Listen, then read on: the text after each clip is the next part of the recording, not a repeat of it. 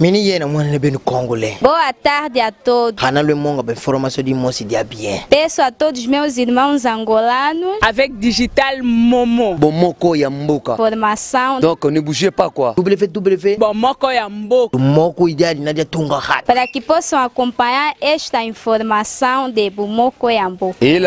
Oh Amérique. Oh Afrique. Oh Asie. Oh Océanie avec Digital Momo. Papopi, motoki bala lobi, botala ka bomoko ya mboka merci. Pona site yo bomoko ya mboka nazangi maloba oloba mais nazo senti na motema nanga ki eza site moko yo kende musika yango na pamboli visionnaire nango pe na pamboli ba collaborateur nyonso nzamba pesa bino ba makoki place bozai ko suka nzamba mema bino likolo nzamba mema bino vraiment likolo nzamba baksela bino ya mingi ngalo kwa prophète na pamboli kaka pana ulanda babisite ya kaka moko elengi kano elengi kitoko Bomoko ya mboka. bomoko ya mboka babi bomoko ya mboka ndi mutekangi muki bana matadi bana bandundu Équateur ko bulanta ka bomoko ya mboka bomoko ya mboka zibeka na bela eyindi na bomoko ya mboka landa bomoko ya mboka bomoko ya mboka elengi kano.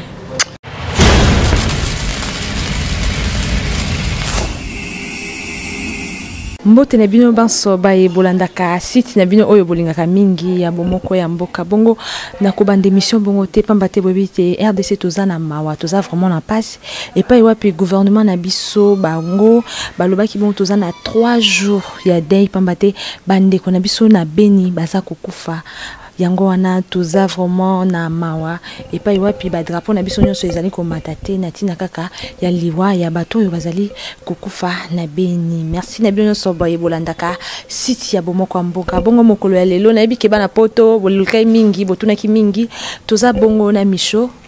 bino boye bi etiaza mona mpoto ayembaka pe toza ni to mekano ko développer pamba te ay Kinshasa ayo sala album na ye ayo sa musique na ye bon to mekoswa na ya pe sa biso vraiment programme ni mobimba ndenge ko yani na Kinshasa. Bon, sans plus tarder, nazana et pembeni, na ko passer micro et pas wapi, to ko yeba ko solola nae. Bonjour frère Micho. Bonjour. La pesina lusuba e nyoso balanda bomoko mboka mbote. Nazo sapende mission avec amertume na cœur pour na bande on a besoin Beni, passer na biso tu eza pona bango. Eza le loté donc bande ko na bazo souffrir ça fait même bambula yango yo. Biso tout ba congolais, miso na biso eza pona bango, soutien na biso eza pona bango. Tout ça toujours si mal bango bazana courage. Sont des congolais. Tout soutenir bango. En plus na pesi susu ba tunyoso internaute tunyoso balanda bomoko mboka bisika nyoso bozali na pesi bino mbote balingaka mission no kapé boze belé na pesi bino susu mbote que la paix du Seigneur soit avec vous. OK, merci frère Micho. Toye vraiment pona ko sola to monyo e Kinshasa okoko isabiso ko yano na Kinshasa oye ko sani. Bon, normalement na kin pour la promotion y album nangai troisième opus nanga oba bengi 100% Nzambe déjà la poto promotion nango zo ça c'est bien zo marché peu bien bon le quoi nazaki te depuis sorti nango awa ezo le kan ba chaîne à télé qui chasse nga mona nazaki te il fallait nga mona zala awa pour na ça la promotion nango pour présence nanga moeza penza très important yango mona za pour la promotion il y a 100% Nzambe na promotion à 100% Nzambe na passage nanga pe na profiter pe na sala na studio na zo sala générique moko auto benyango cette fois-ci de 0 à héros. Frère Micho ko bete biso na no histoire na yo banda musique ndenge nini po to ebi olobi oza musicien chrétien donc bete biso lisolo na yo banda ka musique ndenge nini po batu mingi ba ebi ote ba za surpris ba monika frère Micho malgré ba clip ezole kameza na batu mso ba ebi ote mais ko bete biso na lisolo na bon batu ba ebi nga pe mo belé mais o ba ebi nga te toujours faut expliquer pour nazara penda temps plein en Congo to moi tam sous depuis album ebimi ça fait 7 mois nazate album ebimi na siko to za na juillet surtout en août album ebimaki na décembre tara décembre ti siko août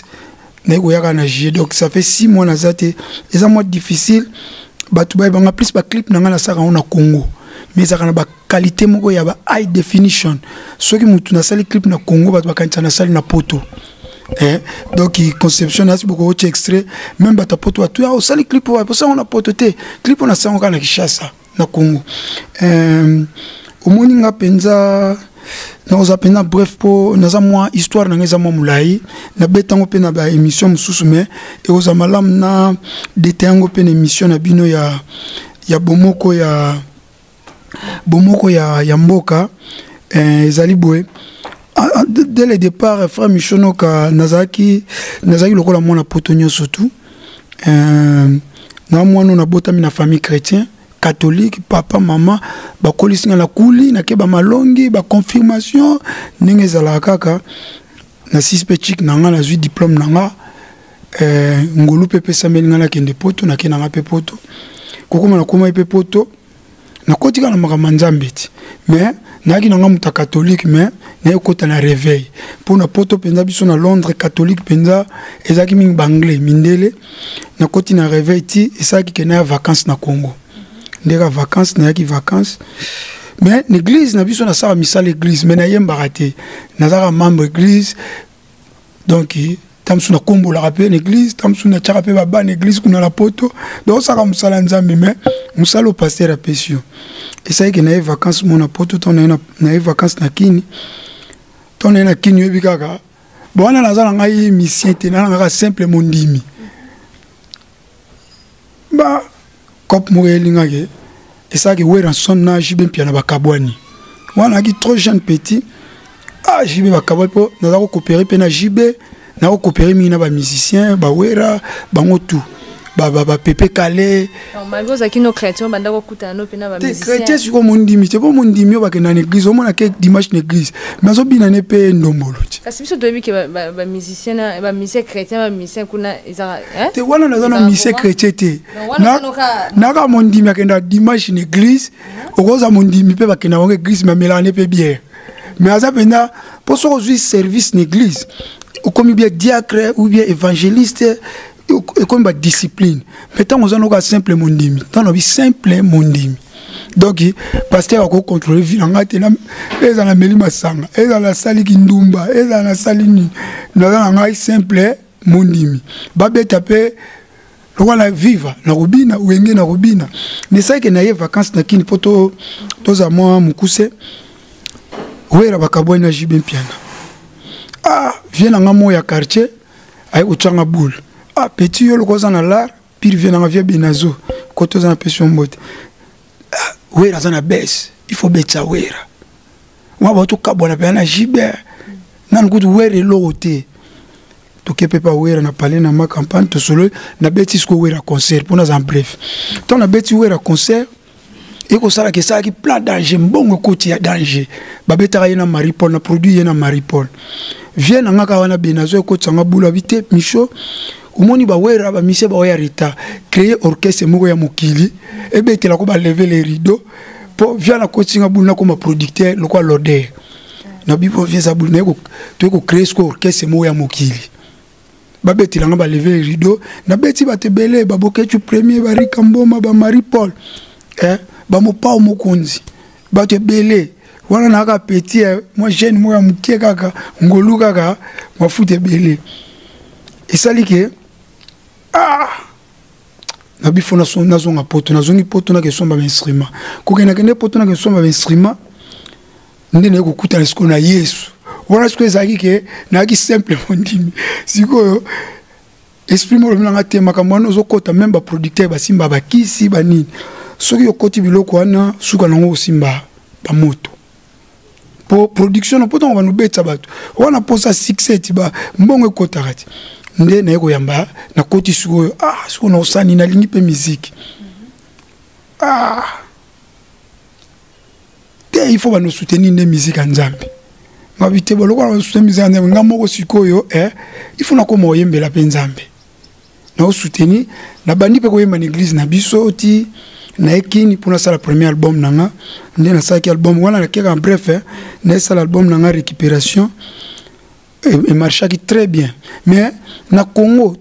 avant na album na récupération na saki album moko nzembo mo Judgment Day. Ezalaki R&B po nga pena domaine na za rapper. Na banaki na rap. Ezalaki pena succès makasi nzembo wana. Ah, yobika souci à Congo. On est continuer na R&B, na bina sasko na robeta musique na biso ba rumba bani. Ndi yango na lobaki na kota générique na musique nzambe. Bon, nga so na bano betela nzambe musique. Non, nous bêtons bien de wingé betaka. Nde wingé betaka mais non betela on kolo. Nde on mona zo kisko animateur batalaku tu ko sa premier album la récupération et ça la succès na makasi na ba pays West Afrique. Tu es surtout ko sa deuxième album na biso oui d'onction. Seconde toi na 100% nzambe on nzambe meminga loin. Bon, on a quatre votes. Et puis, mon ce soit la mouki. C'est comme moi, on a 8 ans, le nom bête à balle pour comment on a Messi. Yo, vraiment, au baki qui est au bandeau Melanzambe. Bon, idéologie, on a ma obi qui est dans le bandeau Melanzambe. On a aux années musiciens. Ah oui, oui. Au moins, on a l'obi dans banda qui n'a rap. Modèle n'a Kirk Franklin. Kirk Franklin, c'est un Américain. Bato ba ebiete ba congolais ba ebiete ba petro bana biso ba rapper mingi ba ebie o ba ni musique rap Kirk Franklin azali modèle nanga aza idole c'est modèle pour moi azali premier artiste musicien chrétien ya monde o ya teka album 6 millions d'albums vendus worldwide. Donc Michael Jackson la musique populaire a teka plus de 35 millions. Mutu moko tena na beta record Michael Jackson. Siko na musique nzambe mutu moko tena na beta record ya Kirk Franklin. Donc modèle nanga yango mo modèle nanga za Kirk Franklin. Pona tuna nzambe alakisanga modèle na yoye. Donc yango mona batu makambu tunde na zalaka. Bela tel nanga elobel nanga musique nanga ezaka lokwa Kirk Franklin mais siko ezaki congolais Kirk Franklin zo sango ya R&B rap azo sango ba gospel ya makasi. Bongo vraiment ana RDC yo kikana bamboka musika na RDC modèle ngeza nani. Bon, en RDC, en RDC, nous avons un modèle T. Parce que le modèle, c'est Kirk Franklin. Mais ils ont une mission à CP la Bazali. Le quoi, papa Charles Mumbaya. Icône la musique à Congo. Oh, Basali Kelelo. So moni ba mission sur Congo ya mboko. Ba so ba mitu ka banda ko za pour papa Charles Mumbaya. Donc que son âme repose en paix. Le quoi ba vieux Pépé Kibala. Bango ba yemba kanona babani na ba mumba esika moko ozu ba papa kwa ba kabashi ba couple buloba donc ba kunda sisters donc modèle nangeza Kirk Franklin mais ba mission na tangelio eza ba mission na sepela po bango mutu basali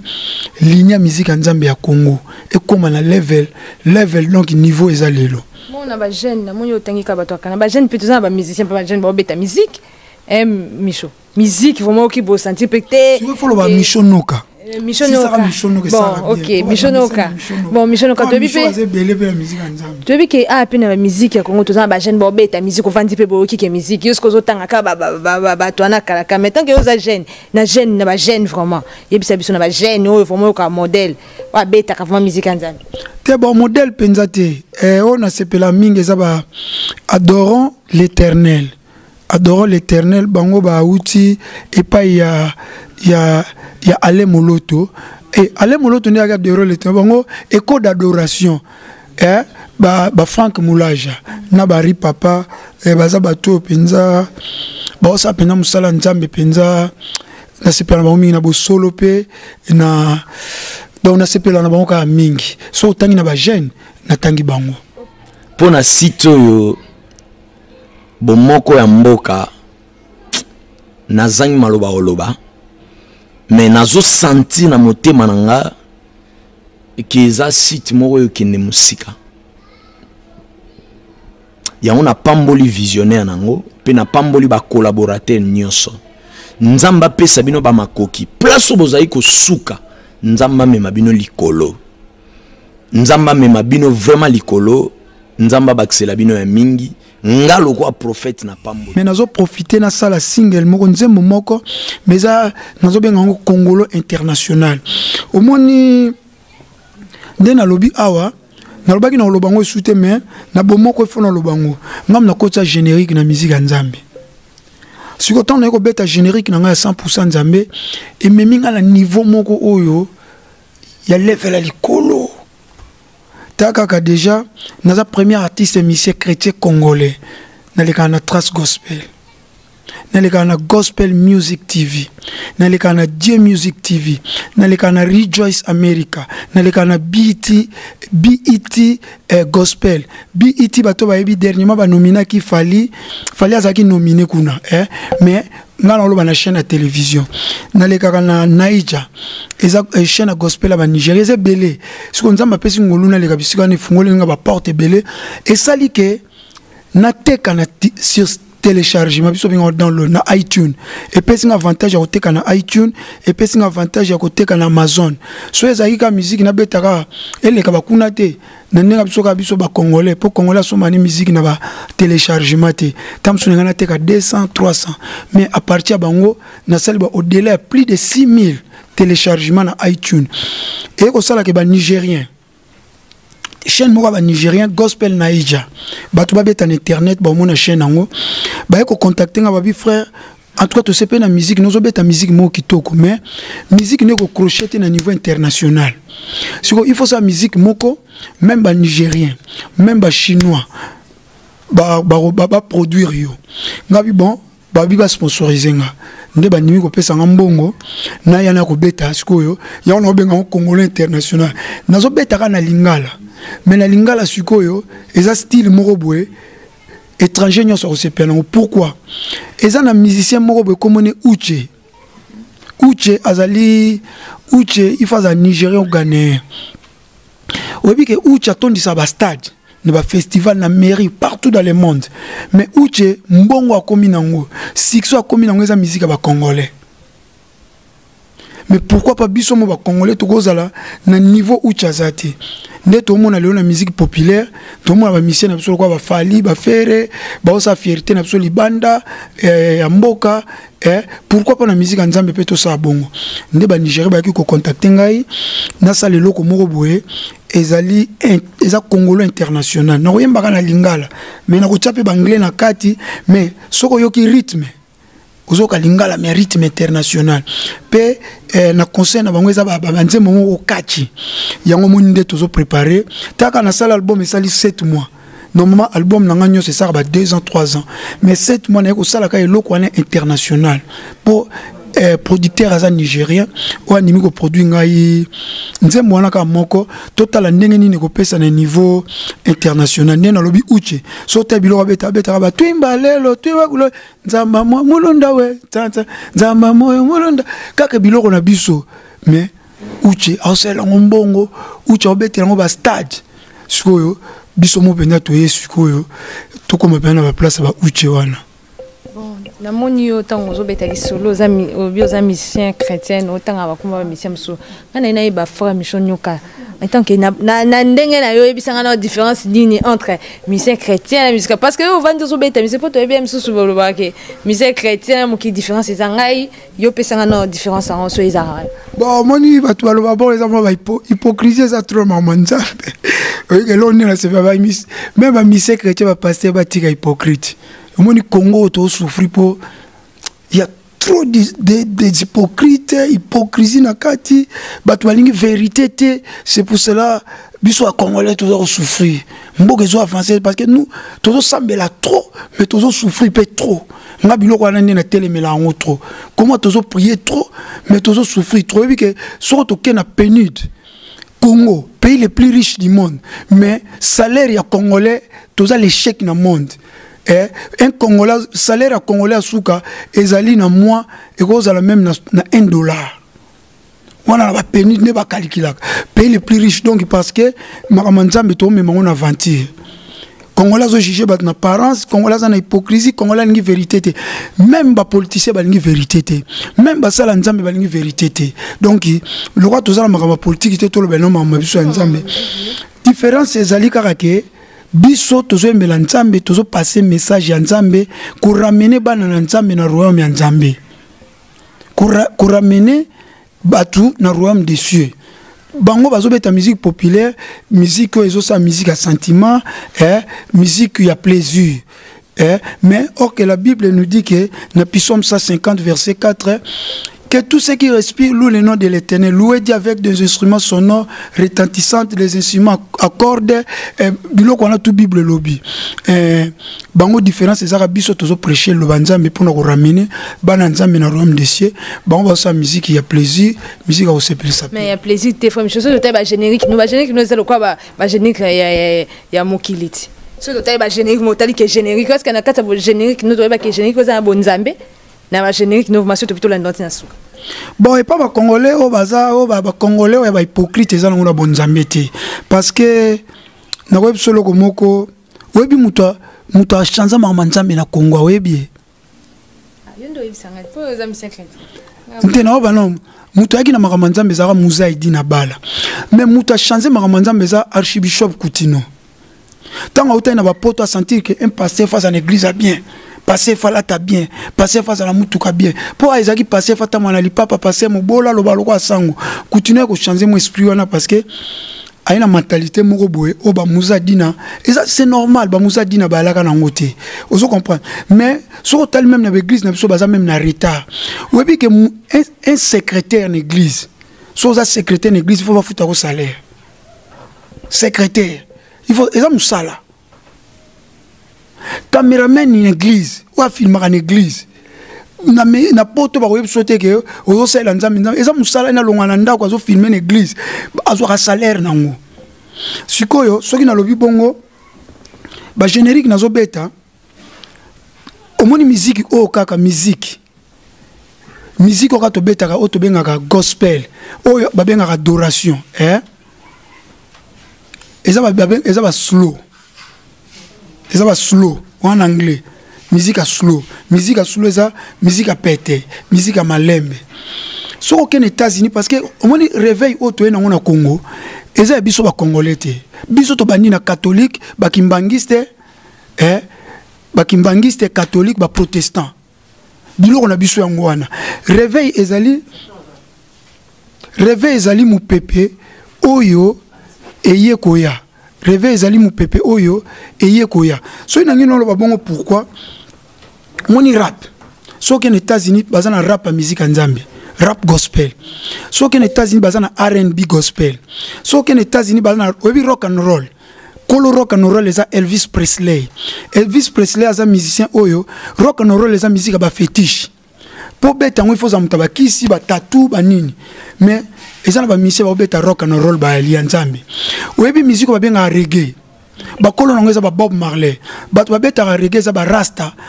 man na yango yo polandi na landite yango na ngina expliquer yo ba benga ba rastafara biso to benga ba rasta man ba benga ba rastafara mais so ke na Jamaïque okuta ba rasta Christ au moins ba benga rastafara eza bato ba kangi suki ya milai mais so ke na Jamaïque ba rastafara ba obetela ba emanzambe pona Jamaïque ba na rythme msusu te pa reggae siko so benga ba kumisa nzambe ba kumisa na rythme ni na reggae ngwana ba rastafara ba obeta ba msupe ba bimi ole bacha ata komso ba cheka rasta Christ ba kangi ba suki lokola ba rasta ba obetela nzambe to longwa na lisusu na zo expliquer lokomo parce que to yesko na Congo soki toke pa ba luba na mbujimai na kananga ba na rythme ni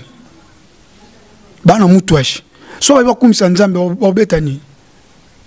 babeta mutwashi so mutwashi anto babeta na mutwashi mokili na mutwashi nzambe différence yozani tolongwana toke pa bangala no pesa ka d'exemple n'Équateur babeta ngundele so babi ngundela nzambe ne ngundela mokili différence oyeba nini boyemba pe na kimbuza oyeba ka ya nzambe bozo ka kuna baoloba a Congo mongali masia nous avons dit que ya nzambe mais ce qui va le bon to oyeba différence yate bon biso sko particularité na biso sko na Kinshasa tu na Kinshasa toza na rumba toza na ndombolo ozo comprendre toza na ndombolo yango na sko lokola biso toza na ndombolo il faut to beta ndombolo nzambe nga yoka ngo sonité parce que ya na frère moko komelanga na Facebook moto ya yamba kotsa ndombolo na musique nzambe lelo o ndena bina kotsa générique batu ba se retrouva même ezana mission chrétien mo ya munene na mboka na biso so batunye papa yebi sebene ya lo baka sebene nini wana mais lelo ye moko mona zo beta pe générique beta beta mulolo mama bibi jinoka beta mulolo mais utali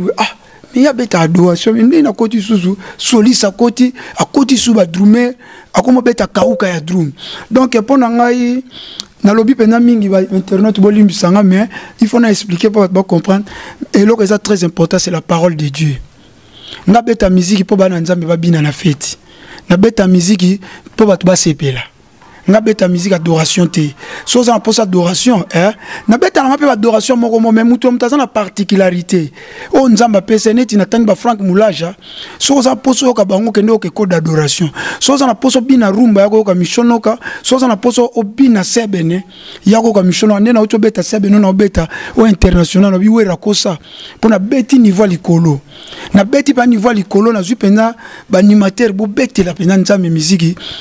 Oui, que soit au niveau du colonel Mtolo, il faut battre une niveau de Bible, la vision na 2 Samuel 6:14. So tangi na 2 Samuel 6:14 ba fungo la Bible batanga.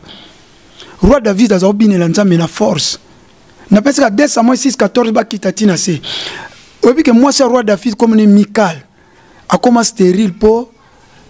a critiquer roi David ninga zo bine la nzambe yango yo mto critique frère mishono ka kebo ya koma stérile mais na boy ko la kelo mabe nzambe mo zo contrôle makamna mon frère Micho lobby ça la promotion na RDC il faut ça peut la promotion na ma pays mususu yo préfère que ça la promotion na RDC faut que pina bamboka mususu ça la promotion na que yo préfère que na RDC différence ni zapo ngo ça on peut na poto ça mon na poto faut ça on peut na poto te bon moi sur promotion na ça niveau na la promotion na poto naza le seul artiste Michel Chrétien zo sa fierté ya musique à Congo na Libanda na ser na biso mo ser dena azo sa fierté ya musique à Congo na Libanda na sa fierté pena makas parce que oyebi ke koleka na ba chaîne lokwa ba trace gospel po abat ba leka ngo ka ba Michel mokili naza ka congolais na leka kuna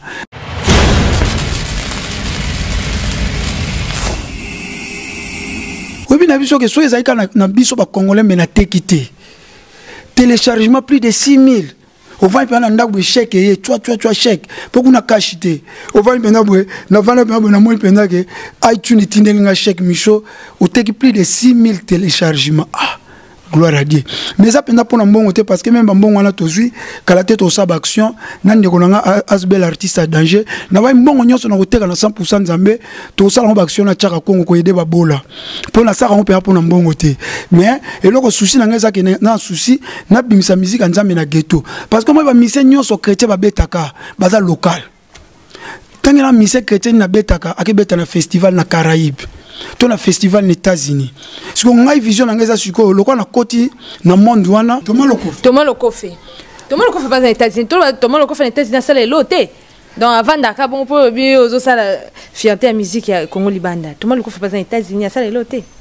En tout cas mbote mingi na Thomas Lokofe en tout cas mes respects donc wana baba kulu tu respect trop. Ngana parlement Thomas Lokofe azobetaka musique pour na ba congolais. Nous allons parler à niveau international. Moi, ils sont à niveau international. Au moins, on appelle par exemple mingi ya musique à Mokil. Au moins, tout le monde a fallu à Longwe Awa. À Québec, na stade na Zambie.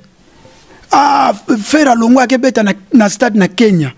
Si vous avez un festival à musique à gospel na Caraïbes, net demain ou dans na Caraïbes. Il y a danger na stade. Mais namoni ba Nigérien ba ke, ba Ivoirien ba ke, ba Kenyan ba ke, namoni Congolais mo ba kete. Na Côte d'Ivoire festival et ça mina stade ya musique à gospel et mutakei ka keza ser dena wa représenter ki biso en tout cas ka ser muta représenter en tout cas naza fier na ser wana penza azo sa penza fierté mboka pe Libanda mais la plupart tout batikal ba local tant on va local okene kuta na fikina tondisi fikine mais na Côte d'Ivoire ba ebiete na Benin ba ebiete siko elo ngana zo beta siko musique nazo sala fort ngolu ya Nzambe ngaite nazo bondela Nzambe sala tout na bimsa musique ya Congo ebima na ghetto na local pourquoi na peso uche aza musicien na si Ghanéen uche wa beta my God is good oh mon Dieu est grand everything is double si ko soko yoki na disque wana abeta biloko na biso c'est pas bien mo ba kon bo sai on te yango bato ba si ko abeti biloko na biso pe solo azobeta twimbalelo ngakulembe bana nzamba banda kanga maika nzamba moyo olende biso ba mulunda we yekaka nzamba moyo tanda guitare beti bazongisa siko nzamba moyo abuki start so ngai siko tona ota ah o bilo na bisoti so ngai na moment na tchelinde ba uche concurrence ba benyango concurrence moko loyale toza biso tuna ba uche to saka eloko moko pona lokumu na nzambe mais attaque les artistes to beta pe musique concurrence pe ali concurrence moko pe loyale po oya ko boya ngo azate po musicien tel na pes exemple Lor Mbongo c'est Lor Mbongo so bimisi disque a bimisa pona lokumu na nzambe mais azo bimisa peke il faut pas sentir peke c'est Lor Mbongo bimisi ser na biso na linga mingi Marie Misam tango azaki so sa eloko a sa peke pona lokumu na nzambe mais azo bimisa peke il faut pas sentir peke yeso yo donc azali donc azo sa pe po azala donc eza concurrence moko loyal mais mutu muzo te makamanzambe spirituel non so ke makamanzambe spiritualité pourquoi tu es en train de vendre les disques. So esa spiritualité beta musique elle kana ba radio tango bimisi CD et comme déjà commercial donc ngana chelisko ba uche na lingala biso ba kinwa so na lobi on ba ah frère za paeta lingala zo loba mais lingala ko yango to loba rati na chelisuko ba uche libaya na boko chela nga ba Frank Mulaja po ba ndeko nanga ngana cheli ba uche nazo chela ba uche na chela ba keke Franklin Libaya na niveau international siko ko chela bango Libaya na niveau international ezo senga pe il faut ko tana ba chaîne na télévision minene lelo naza fier na o répéter en tout cas naza fier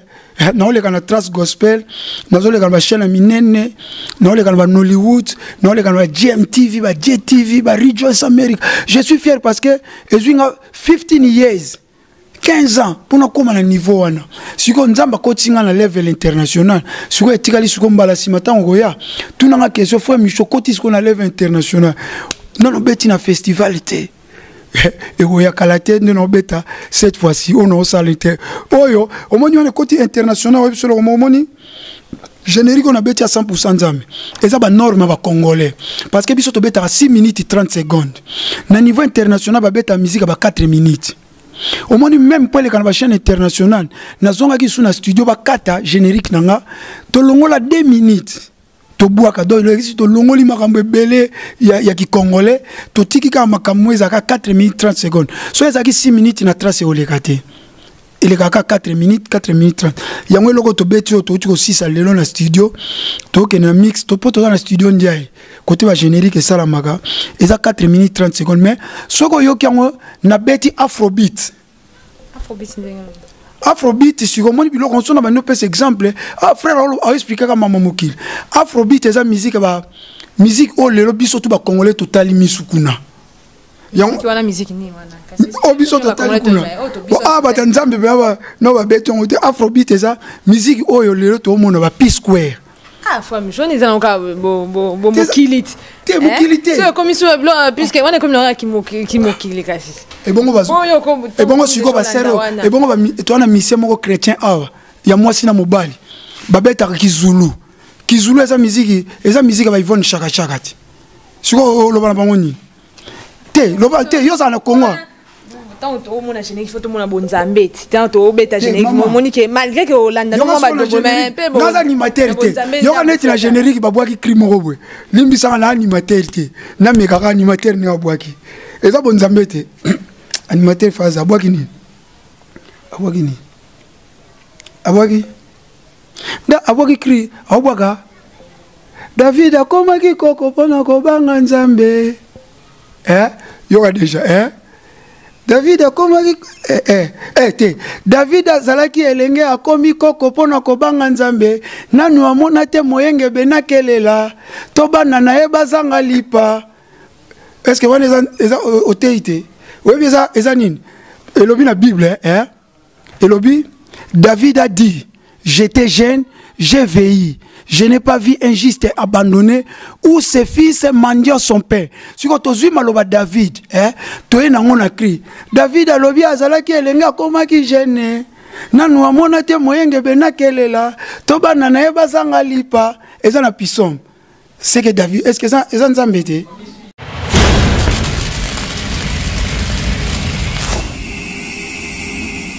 Na la posa pe frère Michon ka pe so na moni pe na la telamba bien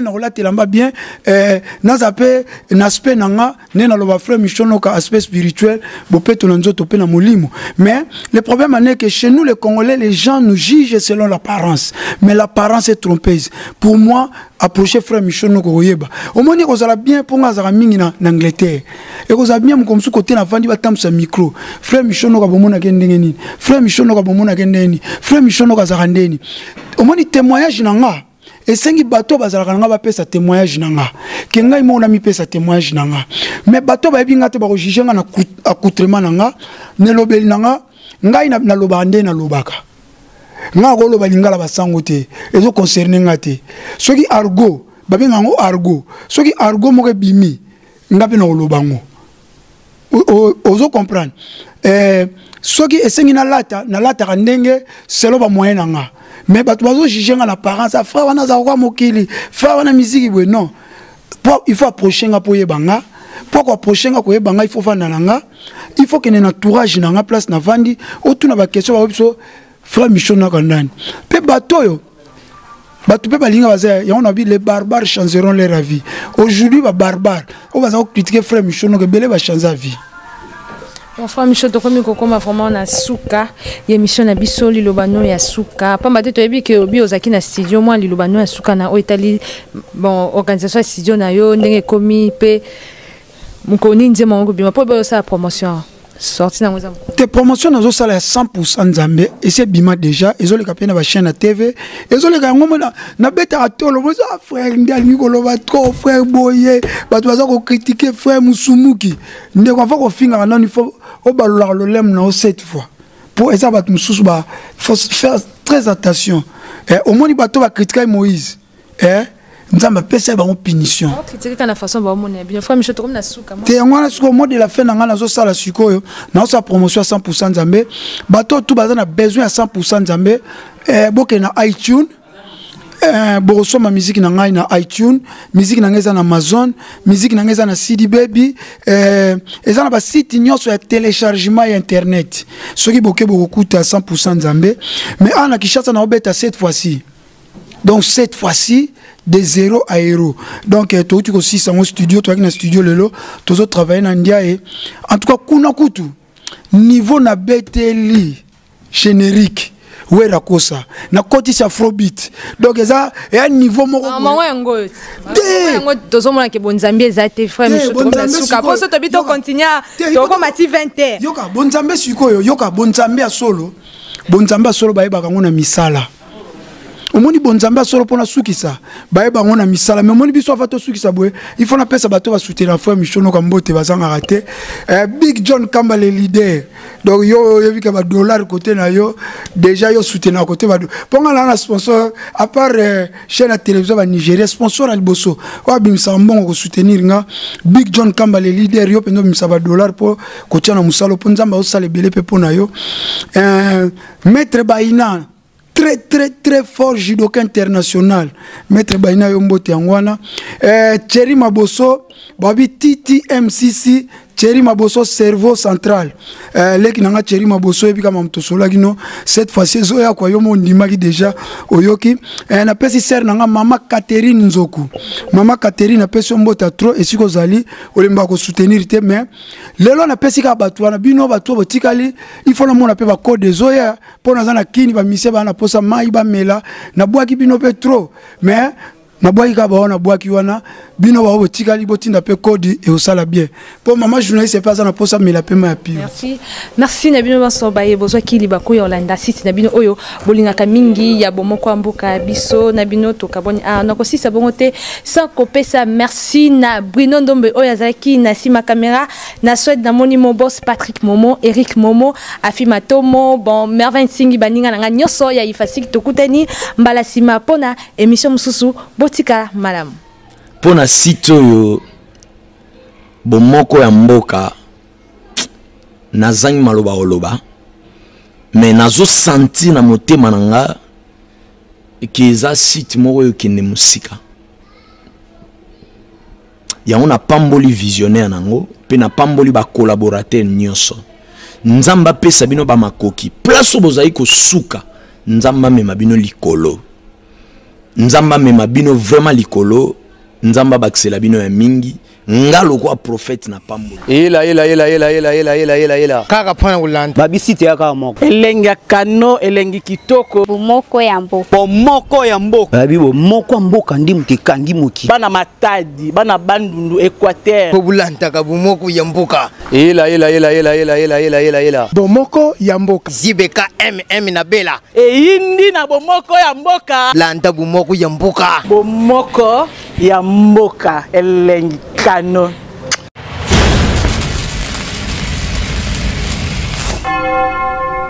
ela mini yena mwana na beno congolais. Boa tarde a todos. Hana le monga ba information di mosi dia bien. Peço a todos meus irmãos angolanos. Avec Digital Momo. Bomoko ya mboka. Formação. donc ne bougez pas quoi www. Bomoko ya mboka. Bomoko idade na dia tunga hat. Para que possam acompanhar esta informação de Bomoko ya mboka. ela